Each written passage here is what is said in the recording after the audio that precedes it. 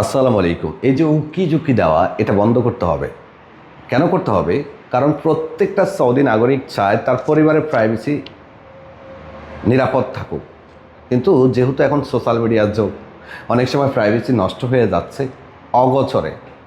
খেয়াল রাখবেন, সৌদি আরবে নারীদের ক্ষেত্রে, বাচ্চাদের ক্ষেত্রে এবং কারো প্রাইভেসি নষ্ট করার ক্ষেত্রে অনেক বেশি সতর্ক হতে হবে। আমি আরেকটা জিনিস বলি, সাম্প্রতিক সময় আমরা এমন একটা ঘটনার সম্মুখীন হয়েছি। কোনো এক বাংলাদেশি সৌদির বাড়ির সামনে ঠিক এইভাবে উকি ঝুঁকি দিচ্ছিল কোনো এক কারণে। সঠিক কারণ আমার জানা নেই। হতে পারে অসৎ উদ্দেশ্যে, হতে পারে অন্য উদ্দেশ্যে।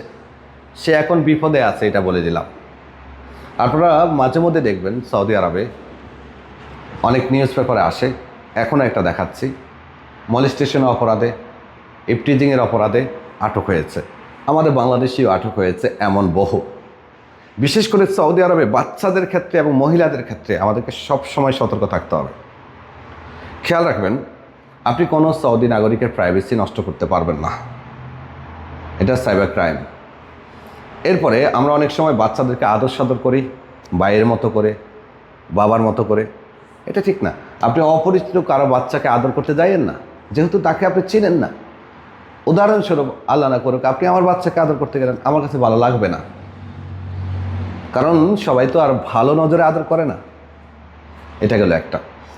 মহিলাদের ক্ষেত্রে অনৈতিক অপরাধ তো সৌদিতে জঘন্য।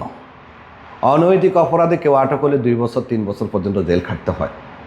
আবার আরেকটা জিনিস খেয়াল করবেন, সৌদিতে কোনো মহিলা যদি অভিযোগ করে, ধরুন আপনি আপনার ফ্যামিলিকে নিয়ে গাড়িতে করে যাচ্ছেন চেকপোস্ট, সেখানে দেখবেন ফ্যামিলি থাকলে পুলিশ তেমন একটা চেক করে না। আর সেই জায়গায় যদি একটা পুরুষ থাকে, অনেক সময় দেখবেন পুলিশ চেক করে, কারণ এরা মহিলাদেরকে অনেক বেশি রেসপেক্ট করে, অনেক বেশি।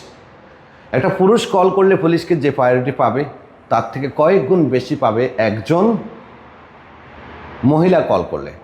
আর কোনো মহিলা যদি আপনার বিরুদ্ধে কোনো অভিযোগ দেয়, নির্ঘাত আপনি বিপদে পড়বেন।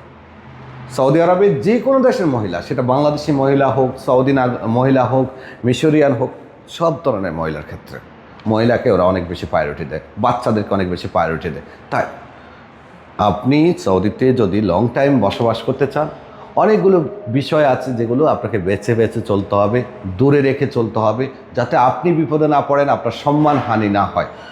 ধন্যবাদ সবাইকে, ভালো থাকবেন, আল্লাহ হাফেজ।